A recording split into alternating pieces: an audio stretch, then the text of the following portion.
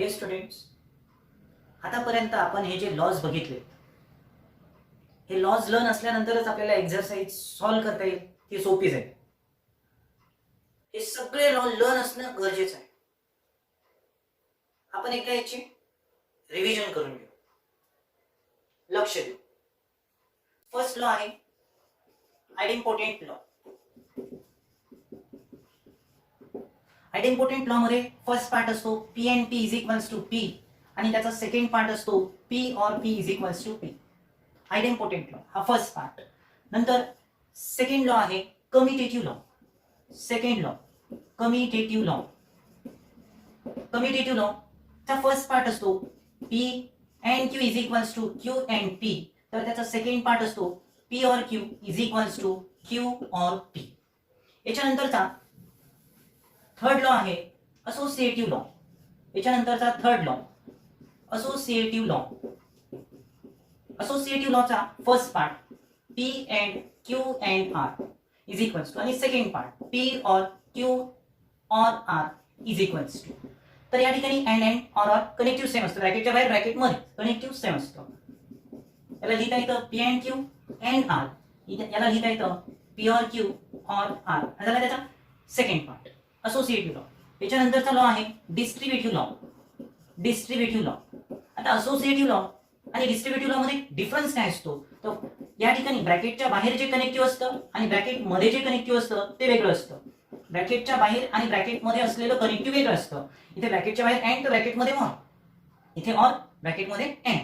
तर समोर काय होतं, जसं आपण प्रोडक्ट करतो 2 into x plus 2 into y, same story p and q or p and r, p and q or p and r. Similarly p or q, p or q, p or q and p or r, p or q and p or r. हा झाला तुमचा distributive law.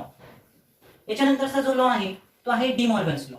De Morgan's law मध्ये आपल्याला De Morgan's law मध्ये आपल्याला दोन parts आहे, negation of conjunction आणि निगेशन ऑफ डिसजंक्शन. त्यातला first part negation of P and Q is equals to negation P or negation Q आणि second part negation of P or Q is equals to negation of P and negation of Q. Second part. या ठिकाणी अँडचं or करायचं, ऑरचं and करायचं, अँडचं or, ऑरचं and आणि दोघांचं पण negation लिहून टाकायचं. झाला डिमॉर्गन्स लॉ. डिमॉर्गन्स लॉच्या नंतरचा लॉ आहे identity law. Identity law. Identity law मध्ये एकूण 4 पार्ट्स आहेत. तर त्याचा फर्स्ट पार्ट मध्ये पी अँड टी आहे. पी अँड टी मी तुम्हाला सांगितलं, अँड ला इंटरसेक्शन म्हणायचं, टी ला युनिव्हर्सल सेट म्हणायचं, पी ला गिव्हन सेट म्हणायचं. गिव्हन सेट, युनिव्हर्सल सेट याच्यात काय कॉमन असतं, तर याच्यात गिव्हन सेट कॉमन असतं म्हणून आन्सर पी असणार आहे. याचा सेकंड पार्ट आहे P or T. Given set आणि युनिव्हर्सल सेट याचं युनियन केलं तर युनिव्हर्सल सेट मिळतं म्हणजे टी मिळतं. त्याचा थर्ड पार्ट आहे पी अँड एफ. एफ म्हणजे कॉन्ट्रडिक्शन म्हणजे सेट थेअरी मध्ये त्याला एम्प्टी सेट म्हणायचं. एम्प्टी सेट, गिव्हन सेट याचं इंटरसेक्शन म्हणजे कॉमन एलिमेंट्स काहीच नसतं म्हणजेच एम्प्टी सेट. आणि लास्ट पार्ट आहे P or F. Given set मध्ये एम्प्टी सेट युनियन म्हणजे ऍड करायचा तर आपल्याला गिव्हन सेट मिळतो. हा आहे आयडेंटिटी लॉ.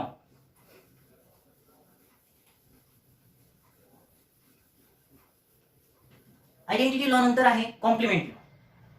आयडेंटिटी लॉ नंतर आहे complement law.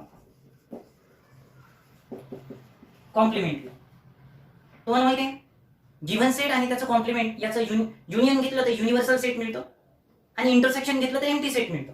Similarly set P आहे त्याचं निगेशन नॉट पी आहे. या दोघांचं ऑर कनेक्टिव्ह यूज केलं तर आपल्याला टॅटोलॉजी मिळतं आणि या दोघांमध्ये जर आपण अँड कनेक्टिव्ह यूज केलं तर आपल्याला कॉन्ट्रडिक्शन मिळतं. ऑर यूज केलं तर टॅटोलॉजी मिळतं, अँड यूज केलं तर कॉन्ट्रडिक्शन मिळतं. याच्यानंतरचं आहे ऍब्सॉर्प्शन लॉ. ऍब्सॉर्प्शन लॉ मध्ये पण 2 पार्ट्स आहेत. फर्स्ट पार्ट मध्ये आहे P and P or Q is equals to P. Similarly इथे याचं जर ड्युअल स्टेटमेंट आपण लिहिलं, अँडच्या ठिकाणी ऑर लिहायचं, ऑरच्या ठिकाणी अँड लिहायचं. सिमिलरली आपल्याला हाच लॉ मिळतो. म्हणजे P and P or Q असेल तर पी लिहिता येतं, तर P or P and Q असेल तर आपल्याला पी लिहिता येतं. आता ऍब्सॉर्प्शन लॉ झाल्याच्या नंतर कंडिशनल लॉ आणि नंतर आहे बाय कंडिशनल लॉ. तर कंडिशनल लॉ बघूया. Conditional law. तर कंडिशनल लॉ, कंडिशनल स्टेटमेंट असतं P implies Q. Conditional statement असतं P implies Q आणि P implies Q is equals to negation P or Q. आणि गोष्ट लर्न करू. Implication is logically equivalent to its contrapositive. मागच्या लेक्चरला आपण कॉन्ट्रापॉझिटिव्ह म्हणजे काय ते शिकलो होतो. कॉन्ट्रापॉझिटिव्ह म्हणजे काय? P implies Q च्या कन्व्हर्स मध्ये दोन्ही ठिकाणी नॉट यूज करायचं. म्हणजेच ते स्टेटमेंट असणार negation Q implies negation P. Negation Q implies negation P. Means what? आता लर्न करून टाका ही स्टेटमेंट की implication is logically equivalent to its contrapositive. And the last one, by conditional law. The last one is by conditional law. By conditional law, P double implies Q. P double implies Q is equals to P implies Q and Q implies P. Double implies है, साधी बात है. P implies Q and Q implies P. त्याला तसं लिहिता येईल not P or Q and not Q or P. अशा प्रकारे आपले सगळे लॉ या ठिकाणी एक्सप्लेन करून झाले. हे लॉ लर्न असल्यानंतरच आपल्याला याच्या नंतरचा पार्ट समजत सोपा जाईल.